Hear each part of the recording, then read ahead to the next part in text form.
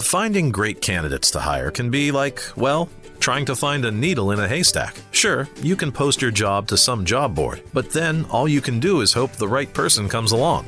Which is why you should try ZipRecruiter for free at ziprecruiter.com/zip. ZipRecruiter doesn't depend on candidates finding you. It finds them for you. Its powerful technology identifies people with the right experience and actively invites them to apply to your job. You get qualified candidates fast. So while other companies might deliver a lot of hay, ZipRecruiter finds you what you're looking for. The needle in the haystack.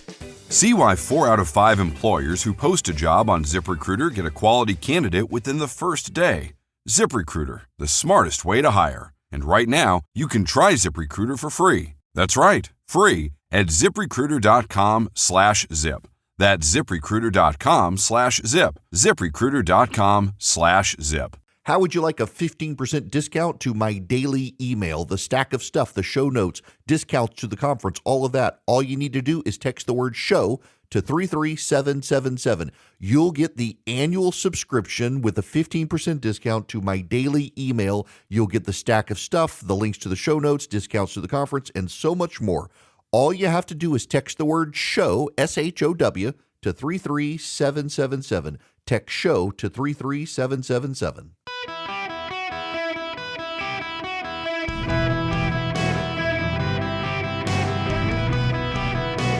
Welcome to the Eric Erickson Show podcast, Hour 2. Hello, America. Welcome. It is Eric Erickson here, broadcasting live from Springfield, Missouri at KWTO. Glad to have you with me today. The phone number 877-973-7425 and text Eric, ERICK, to 33777. Get the live stream, the show notes, all that. I got to tell you, for those of you who are in my home state, if you text the word engage to 33777, I'll send you back the list of who I recommend you vote for. And listen, for those of you nationally, I do apologize because, I live in the state of Georgia. I want to see the best for the state. And this is our statewide elections year, and there are a massive number of undecided Republicans, and they're not showing up to vote. And in Georgia, for reasons no one quite understands, our general election for judges is the primary for the parties. So if you don't show up in the primary to vote, you can't vote for the Supreme Court and the Court of Appeals. And Democrats are on the verge of flipping our Supreme Court from a conservative Supreme Court to a progressive Supreme Court because Republicans are too confused about their own ballot to show up, and the candidates who are running in Georgia for the GOP have no incentive to get people to come vote if they're undecided. And so the Democrats are taking advantage of it. So if you will just go vote for the nonpartisan races that are at the end of the ballot, if you just show up and vote at the nonpartisan races in Georgia, you can save your Supreme Court from the progressives by voting for the incumbents. Just vote for the incumbent judges on the ballot, and you'll save yourself from the progressives because they are coming for a takeover. They've already said they want to declare that the abortion ban in Georgia unconstitutional. They want to declare the Religious Freedom Restoration Act unconstitutional, and they want to declare the ban on boys and girls sports unconstitutional. And they're openly saying, if we get the Supreme Court, this is what we're going to do. So you got to stand up for your rights, but you got to do it in the primary. You don't have to vote for the Republicans on the ballot. Just go vote nonpartisan. Text ENGAGE to 33777. I'll give you a great list of people, from my buddy John F. Kennedy running for lieutenant governor to Derek Dooley for the Senate, to so many more. And to the rest of you nationally, I think you guys get it, but I know some people get annoyed. You're listening in Sacramento, California, but I talked about your governor's race at the beginning of the shows. For the rest of you, however, we need to talk about Marco Rubio. We got to talk about Rubio. So I said yesterday, I co-hosted Mark Halperin's show yesterday, and I said I presumed it was a coincidence that J.D. Vance was out of Washington and Marco Rubio filled in as press secretary, and the actual press secretary, Carolyn Levitt, is on maternity leave. And Mark Halperin said, nope, that was not a coincidence, that there was a reason Marco Rubio was press secretary on the day J.D. Vance was out of the White House and had limited media availability. Thought, well, that's kind of interesting. Inside the White House, People are saying that the president is openly suggesting Rubio might be a better pick in 2028 than J.D. Vance. I got to tell you, I'm sort of in the camp that J.D. Vance probably can't run for president in 28. I mean, he can if he wants to, but I don't know that he can do it successfully. If the president's popularity continues to be less than 40%, I don't know that it's worth J.D. Vance running for president because the Trump administration is going to be shackled around him. And let's be honest, if J.D. Vance runs for president and publicly disagrees with anything President Trump has done, President Trump is going to come after him on social media. He lacks the impulse control to keep his mouth shut. If Marco Rubio runs, he can be tied to the foreign policy, which is a big, mature adult foreign policy, even as I disagree with how the president's currently handling the Iran situation. It's an adult foreign policy, and Rubio is really good. So he was at the White House yesterday as press secretary. Kobe, the unnumbered clip, Rubio Hope for America, this is he was asked this about his hope for America. Let's play that clip. For America at a time such as this. My hope for America? And how do you personally deal with that? Yeah, look, I mean, my hope for America is what it's always been. I think it's the hope I hope we all share. We want it to continue to be the place where anyone from anywhere can achieve anything, where you're not limited by the circumstances of your birth, by the color of your skin, by your ethnicity, but frankly, it's a place where you are able to overcome challenges and achieve your full potential. I think that should be the goal of every country in the world, frankly, but I think in the U.S., we're not perfect.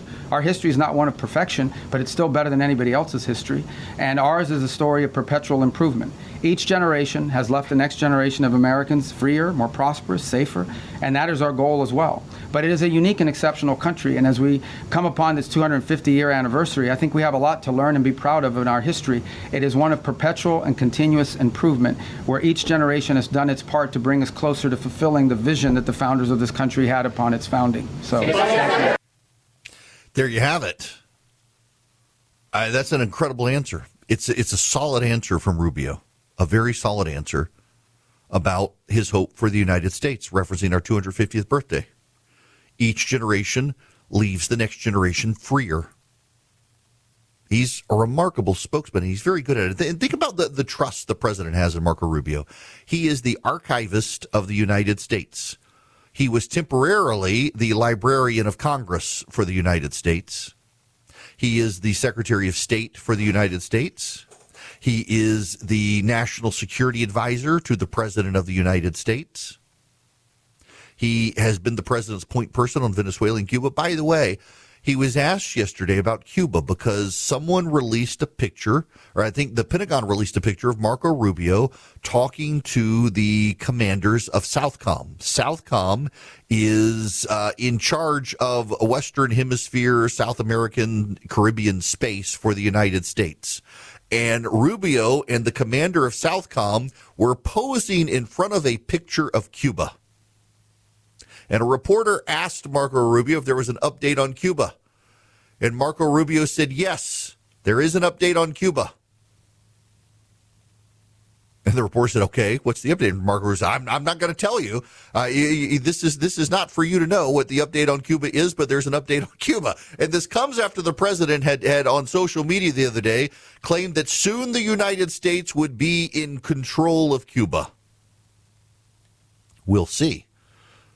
We'll see. Rubio wants to free Cuba. He's also a very articulate spokesman of the goals of the United States with Iran. Rumor has it Rubio's a little bit frustrated himself with where the president is right now. Let's play clip 5 of Marco Rubio. Our power and our abilities to project military power in the service of our national interest above all else. Now, what's really important for you to report and for everyone to understand is this is not an offensive operation. This is a defensive operation. And what that means is very simple. There's no shooting unless we're shot at first. Okay, we're not attacking them. But if they're attacking us or they're attacking a ship, you need to respond to that. You're not going to let some fast boat come up on a ship and shoot it up. We're going to respond to it, and we've been successful at it. I don't know what the exact number is, but I know a number of those fast boats have now been targeted, and will continue to be if they pose a threat to our forces. We'll shoot down drones, we'll shoot down missiles, but it's defensive in nature. This is defensive. So if you hear stories about attacks and launching of firing back and forth, it's not back and forth. We are only responding if attacked first. This is a defensive operation, and that's what's occurring here. Just about the importance of the Straits for a moment. This is approximately a quarter of the world's oil trade, along with significant volumes of fuel and fertilizer that operate through the Straits of Hormuz. The Iranian regime cannot be allowed to dictate who uses this vital waterway. I don't think this is also being reported enough. Maybe you are reporting. I don't read everyone. I don't know many damn outlets here. I don't know who you all are, but... Good for Rubio on that one. Let's also play clip 6 there of Rubio. In Iran today. And so they're sitting ducks. They're isolated, they're starving, they're vulnerable, and at least 10 sailors have already died as a result of the civilian sailors. So already many nations privately and some publicly have asked the United States to help free their ships and to restore freedom of navigation in the Straits of Hormuz and this critical artery of global trade. And so President Trump, as he always does, stepped up and answered the calls for their help. And he's directed the United States military to guide these stranded ships to safety, to provide a protective bubble under which they can operate and move product and get themselves out of there and out of the harm's way. And this is the first step towards reopening the strait and bringing this regime's last-ditch act of economic arson, bringing that to a close. We're doing it not only because we were asked, but because we're the only ones who can. We have the power to sort of take the steps that we've taken now. Under this president, under President Trump, the United States will help our friends. We're going to stand up to rogue regimes like the one in Tehran, and we're going to be unashamed to use our power and our abilities to project military power in the service of our national interest above all else. Listen, Rubio is the most articulate spokesman in this administration for its foreign policy and for a lot of its domestic policy as well. His star is certainly on the rise. And the reality is in 2028, should Rubio run for president, he's inevitably going to be put in a town hall by CNN or someone, and they're going to try to ambush him with some woman who speaks Spanish. And he's going to respond to the woman lovingly, caringly in Spanish, and win like 80% of the Hispanic vote. I mean, look at where the Democrats are right now. The Democrats are on the verge of, they're considering renominating Kamala Harris in 2028.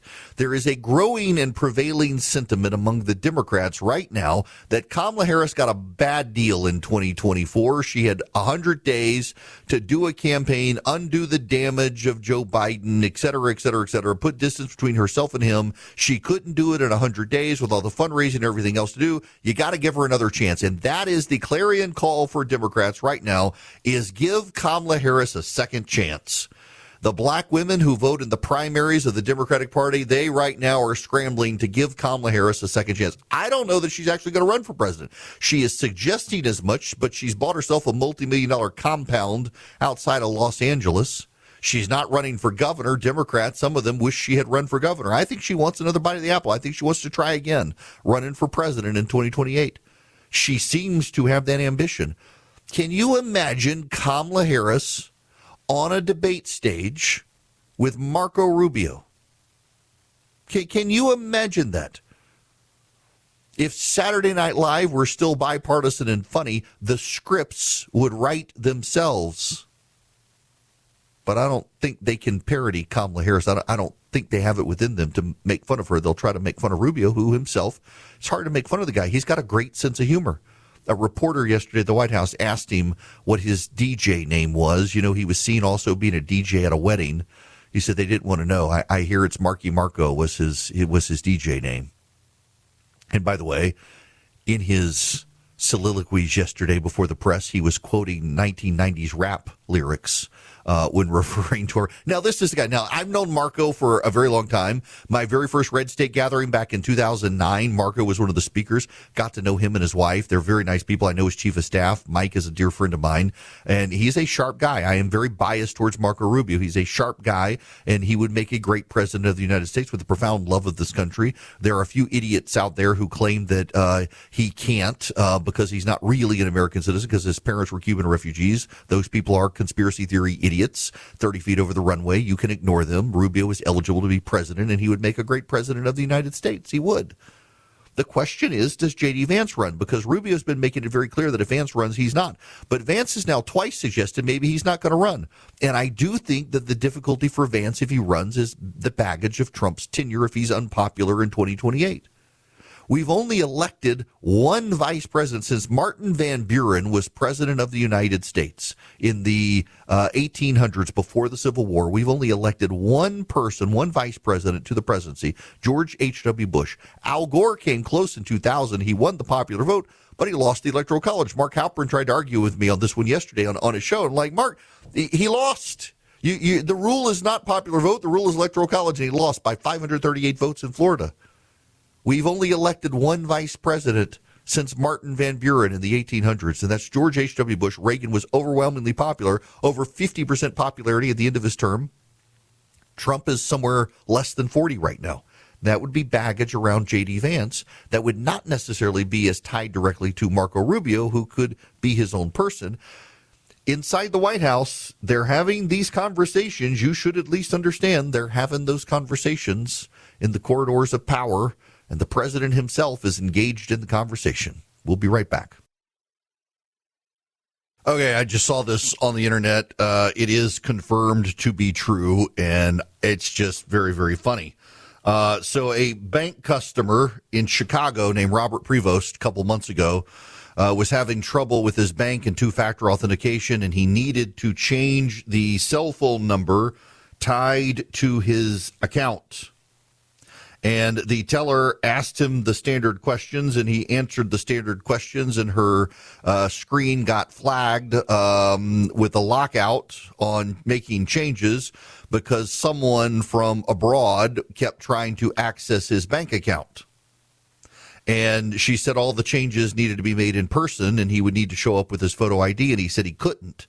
And when she asked him why Mr. Prevost could not show up to change everything in the bank account, he replied that, well, he lived out of the country now. And she asked him where, and he said, well, I'm now the Pope. And she hung up on him and thought it was a joke.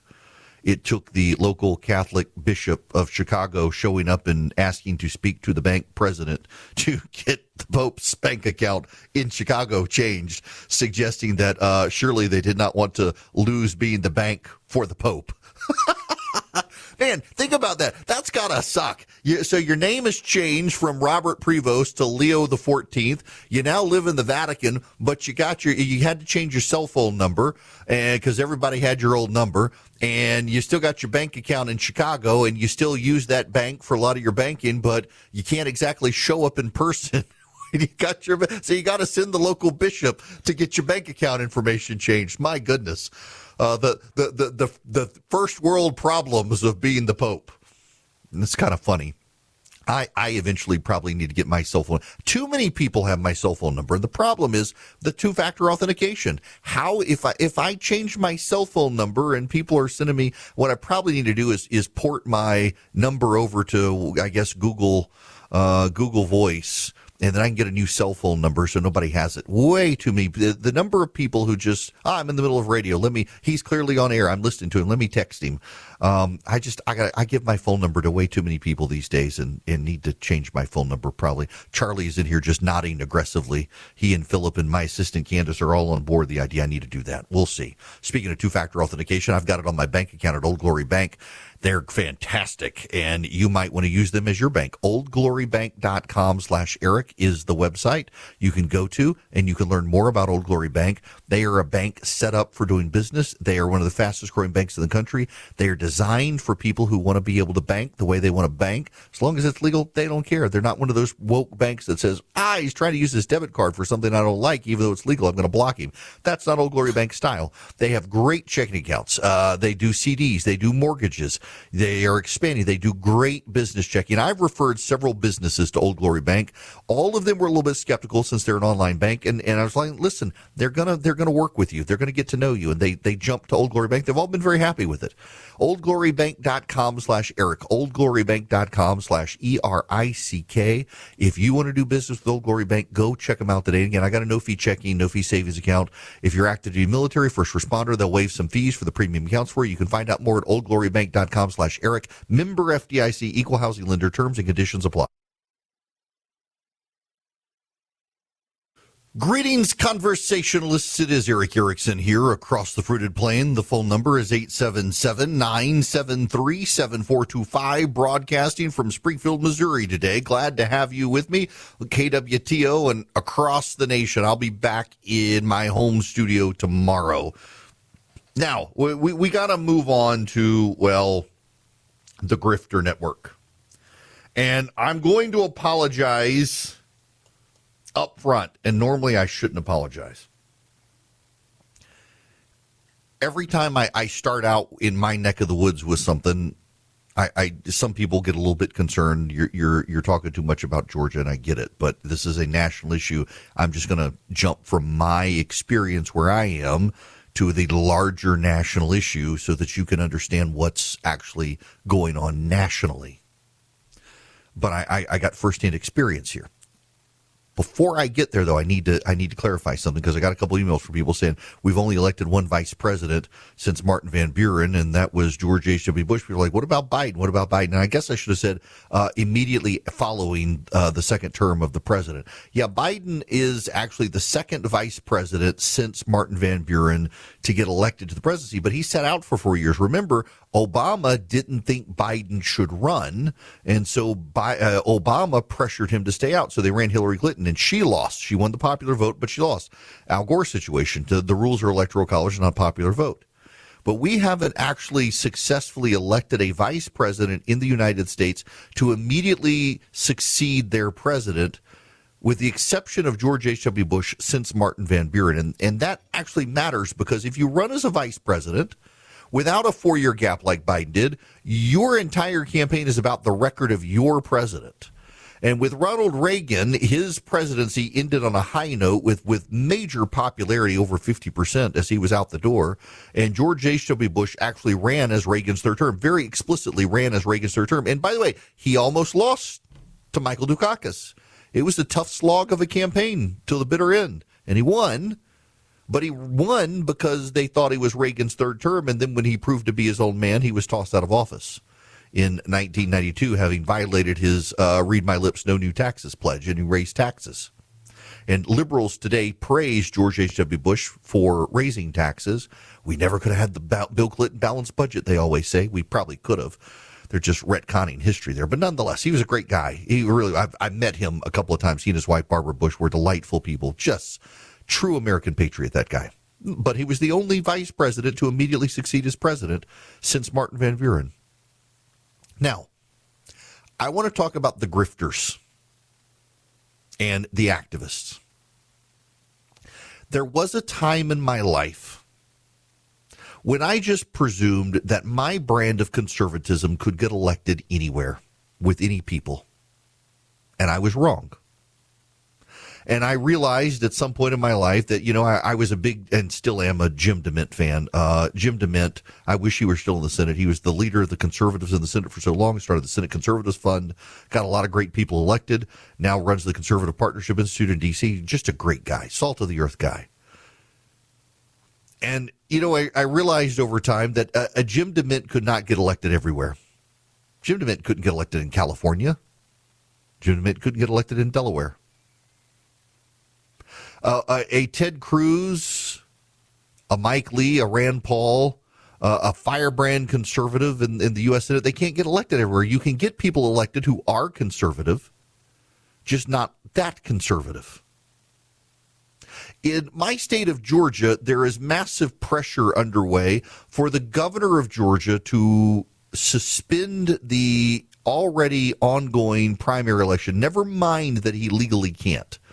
There, as I keep mentioning ad nauseum, there's a Supreme Court decision called Purcell. It's a unanimous per curiam decision from 2006 that said when an election is underway, you can't suspend it to change the rules.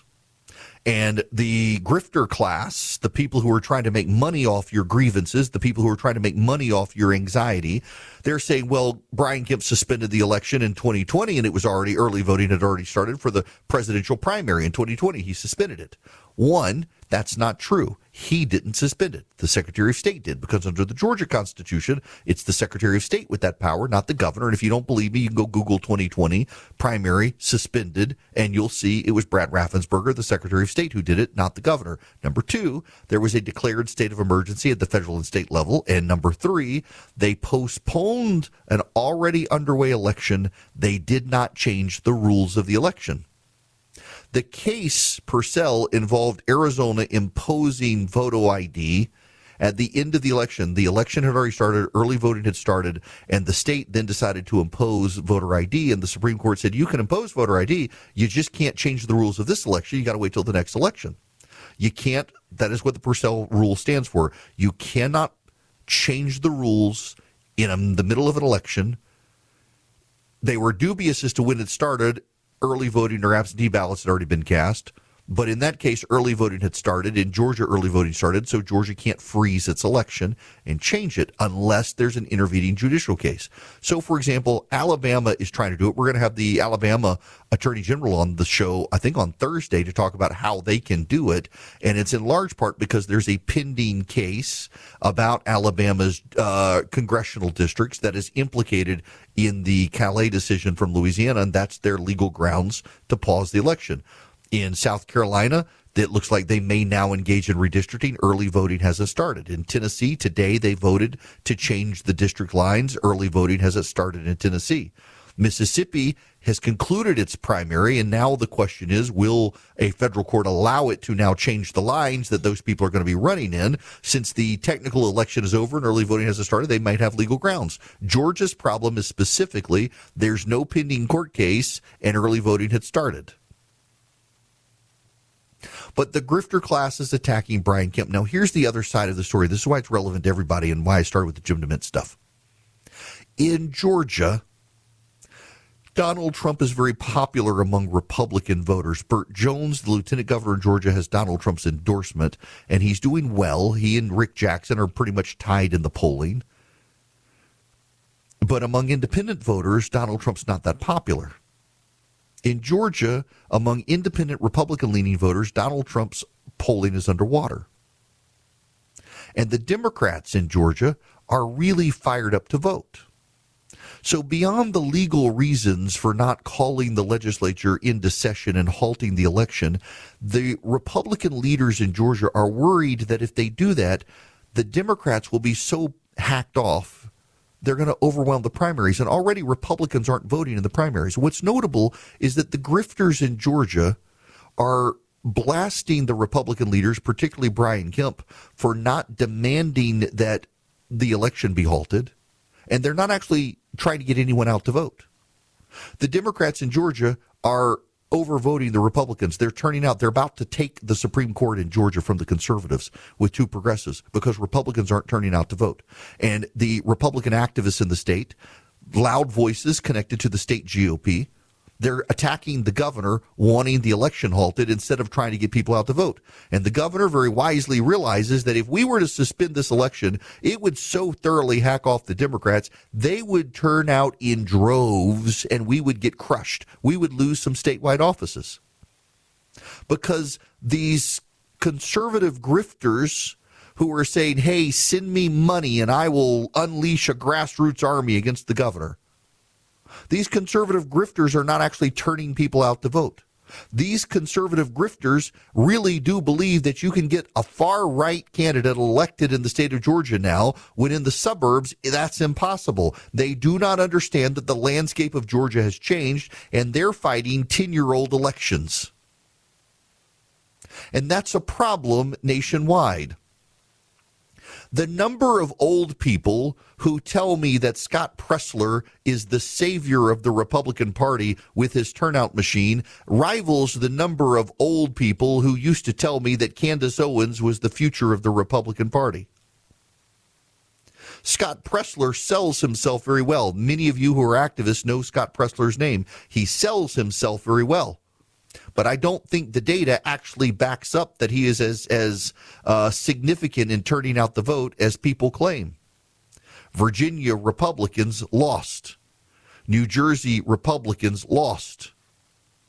And for Pressler and those like him, it's always, well, we didn't have enough money. We didn't have enough resources. Send us more money.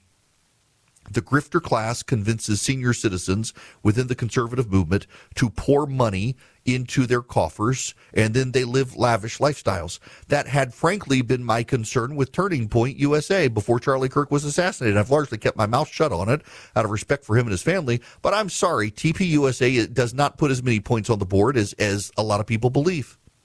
They don't. The data does not bear it out. And yet they have some sympathies within the White House, and obviously now Charlie Kirk's assassination makes them a sympathetic group. But a lot of the people who work there sure do live lavish lifestyles for being 20 and 30-somethings.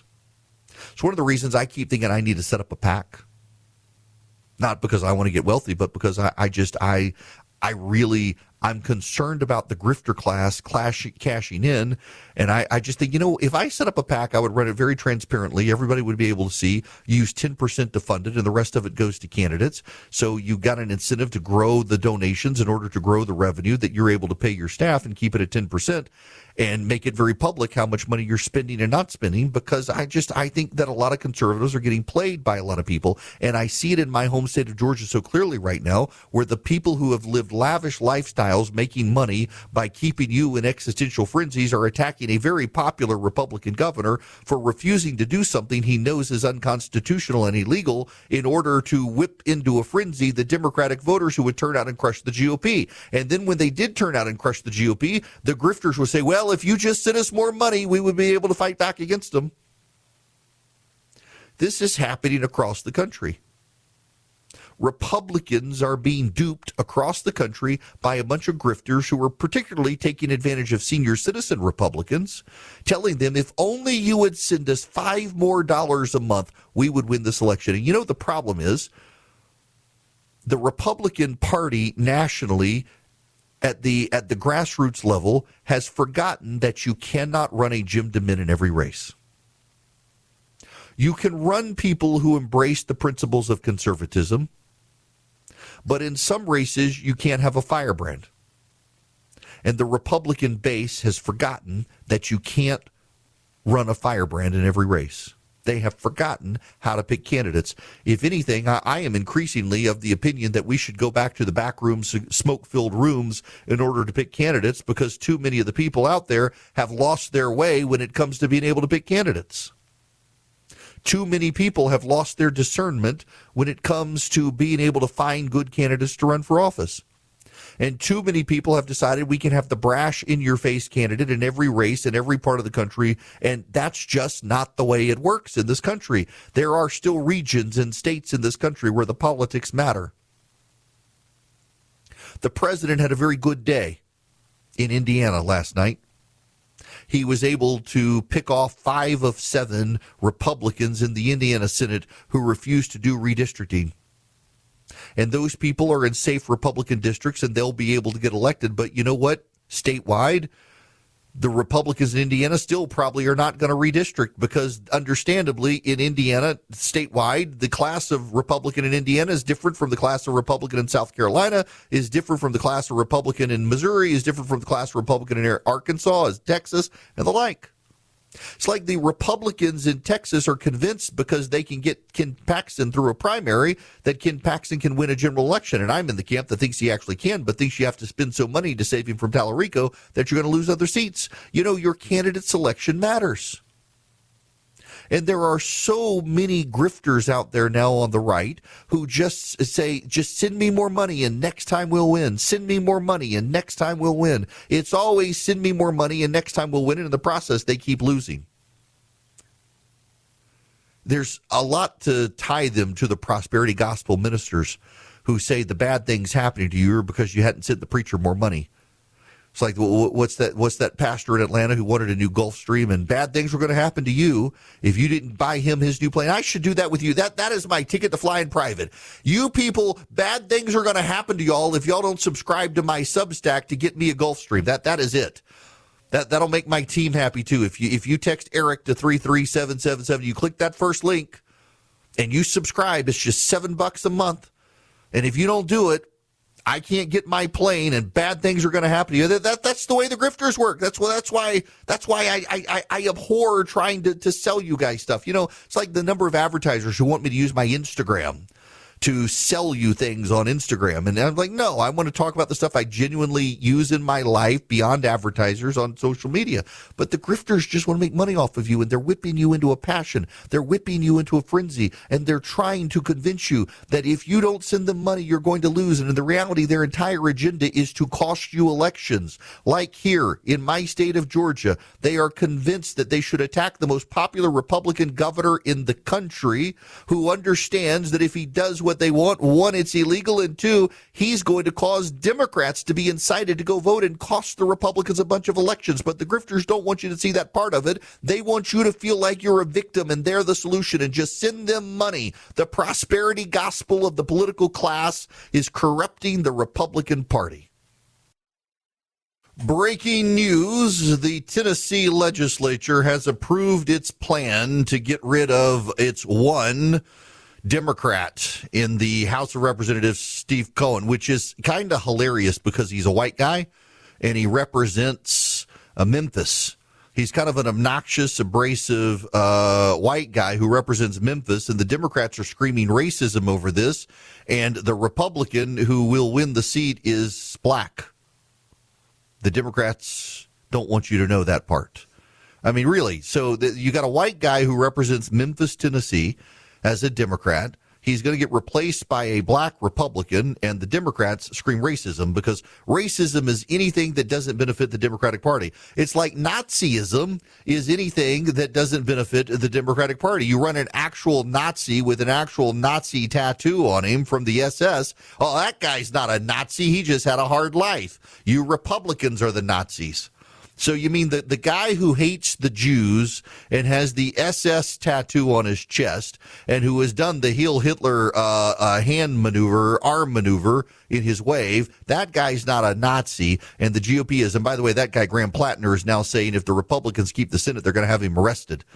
I just don't know that that's going to fly in Maine. Now, I'm a little bit concerned because, you know, you do have this, the Virginia Democrats were able to get a guy elected attorney general there who wanted to murder a Republican and kill the guy's kids. And the Virginia Democrats decided, well, that's okay with us.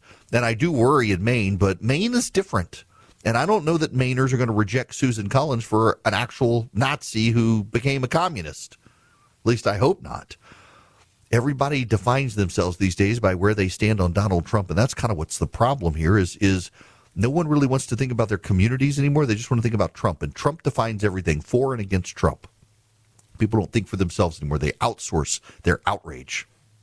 Now, I was outraged last night to not have my perfectly snug mattress topper to keep me comfortable in my hotel room, where at 5:30 this morning I woke up to it was an 18-wheeler going past, and then I realized, oh, my room is right next to an interstate. It got loud as traffic picked up, and I didn't have my perfectly snug mattress topper to keep me comfortable. It's like an air conditioner for your bed. That thing generates so much cool air. You can watch your fitted sheet inflate. It's kind of cool to watch. It can also heat you up, and you can save $280 if you go to perfectlysnug.com/Eric, perfectlysnug.com/ERICK. You sign up there at Perfectly Snug. You get a great deal of this mattress topper. It's got 2 zones for you and your spouse. You can, one of you is hot-natured, one of you is cold-natured. Doesn't matter. Thanks to Perfectly Snug, you can each have your own zone. You can run it off your phone, iPad, or iOS or Android. It can turn on automatically. You can adjust automatically through the night to keep you cool or keep you warm, however you need it. Perfectlysnug.com/Eric. Even Oprah Winfrey sings the praises of this thing. Perfectlysnug.com/ERICK. Sign up with Perfectly Snug today. Save $280. Get their great mattress topper. You're going to love this thing. I love mine.